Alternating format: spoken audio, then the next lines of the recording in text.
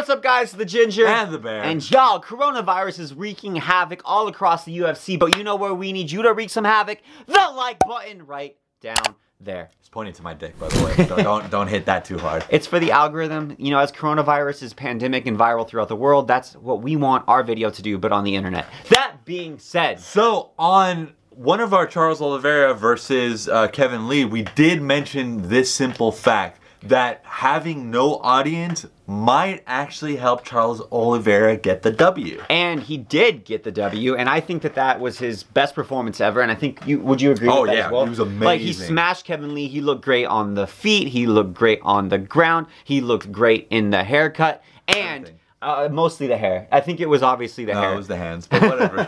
So the thing with Charles Oliveira and the coronavirus and everything is just that the coronavirus is changing how fights are taking place. And anytime you have a change to the metagame, there are certain people that are going to be benefited and certain people that are not going to be benefited. To use a video game analogy, it's like people's ability to deal with the crowd and that pressure that it brings, that specific pressure, right? Well, yeah. Well, if you guys have ever done a speech, if you ever done anything like that where you have to get up on a stage and perform in whatever kind of way you need to perform in front of a live audience, that is very impactful. And I think both of us agree that Charles Oliveira, not only does he have the skills to beat Kevin Lee, 100%, he's demolished him, but not having that audience, I feel like particularly enhanced his capability to be able to be so dominant, because Oliveira's track record has always been, when there's that big main event or big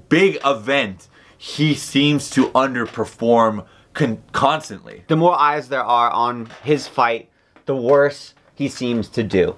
So we were talking, we're like, okay, well, if Oliveira, if the coronavirus and everything around it actually helped him, are there other fighters as well that the coronavirus strangely, weirdly, actually did help? So we both got our thinking hats on and we were like, okay, what are 3 fighters the coronavirus has actually helped? We both agreed it helped Oliveira. Oliveira, for sure. For sure. So that's number 3.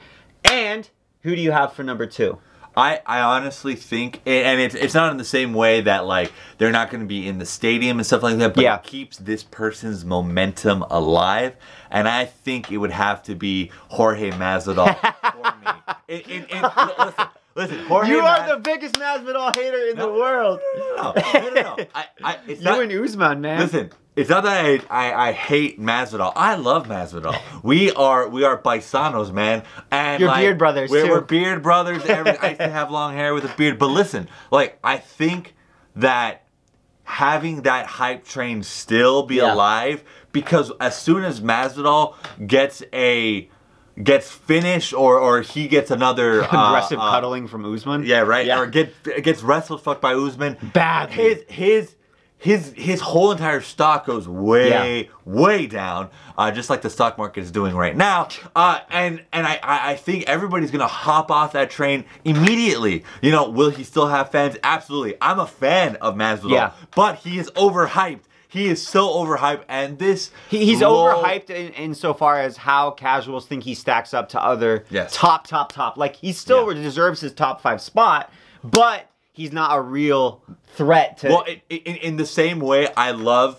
Conor McGregor. I love Masvidal, right? And I think both the casual audiences have elevated both of those fighters to almost be Jesus in a way where they can make miracles happen. Like Conor, if he faces somebody with a really good fucking wrestler, he's gonna get taken down. If he fights a high quality boxer like Mayweather, he's gonna get fucked up. You know, I love how you're like a high quality boxer. You know, like, who's a high quality boxer? Mayweather. He's high quality, I guess. Like, let's talk about arguably the greatest of all time. Oh, of course. But I get what you're saying. I actually think that's a really good point, because that's why I actually picked my number 2, which is Tyron Woodley, because when you're not fighting and you have a rank that arguably you probably don't deserve anymore, like Tyron Woodley, Masvidal, he fought and deserves his rank, I would say. He was super active. He won his way up there. Woodley, on the other hand, has not fought since he lost the title, and he's maintained his rank almost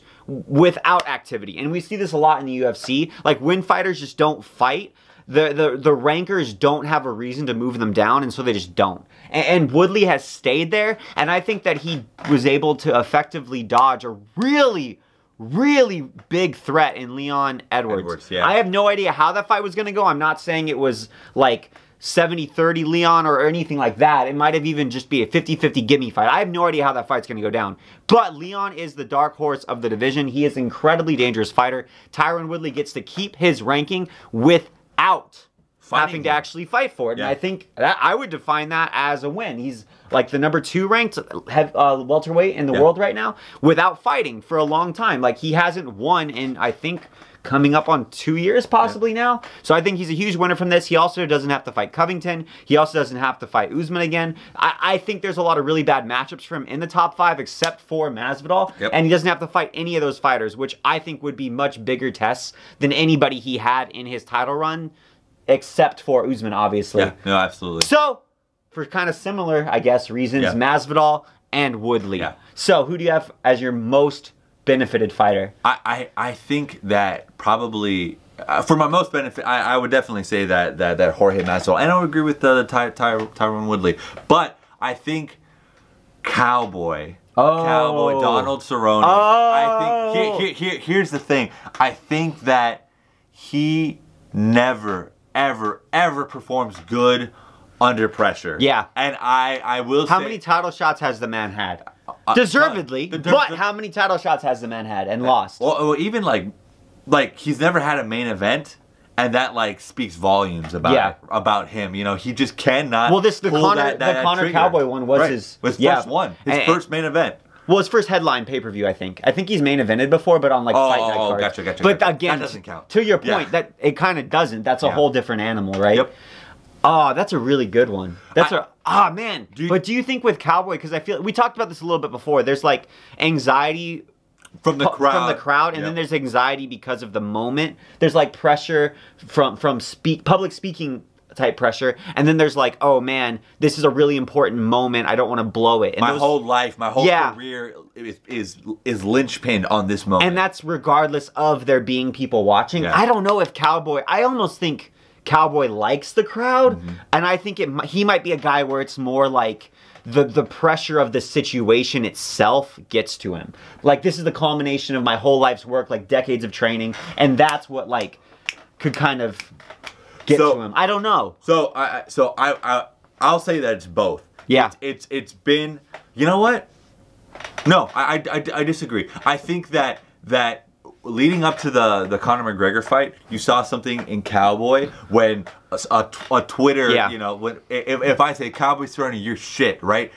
That really affected his demeanor. It really got to him. It really got, and when you are presenting something of yourself, which you can very much compare somebody that plays the tuba in front of an audience, somebody that does a speech performing in front of an audience. The people that freeze up, the people that can't talk, the people that fuck that up are the people that are looking at the audience, they're looking at their eyes, and they're saying, what are they going to think about me when I get fucked up, right? They're overly invested in how much other people think about them. Absolutely. And we see that Cowboy does care. He does care. And his whole entire career is about like, oh, I'm the badass that will fight anybody. I'm the badass fan that will favorite. Like, I'm the fan favorite. He wants to be the fan. Yep. He wants to be that. That's a really good point. And that is, I feel like, directly correlated to why this would, if Cowboy was set up for a fight that didn't require an audience, I think he would perform